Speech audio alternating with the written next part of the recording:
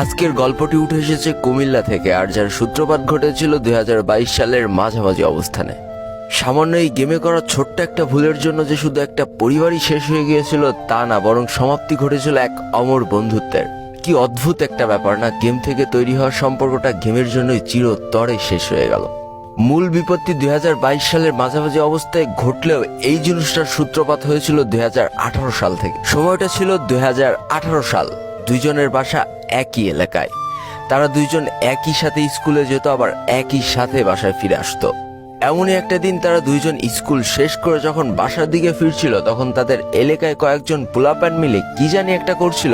খুব সম্ভবত তারা বুঝতে পারে যে কোনো গেম হয়তো তারা খেলছিল।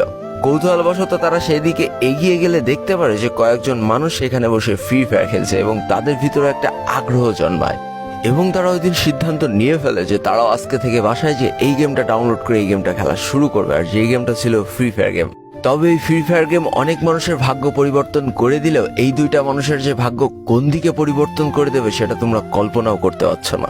তো যেই কথা সেই কাজ, যেহেতু তারা ছোট ছিল সেহেতু তাদের নিজস্ব কোনো ফোন ছিল না, তবে বাবা মার ফোনে তারা প্রথম এই ফ্রি ফায়ার গেমটা ডাউনলোড করে ফেলে এবং যথারীতি সবাই যেভাবে খেলে তারাও সেভাবে খেলা শুরু করে দেয়। 0 লেভেল থেকে 10 লেভেল, 10 লেভেল থেকে 20 লেভেল, 20 লেভেল থেকে 30 লেভেল।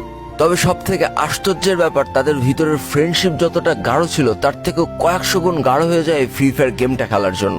তারা স্কুল থেকে এসে যখন ফাঁকা টাইম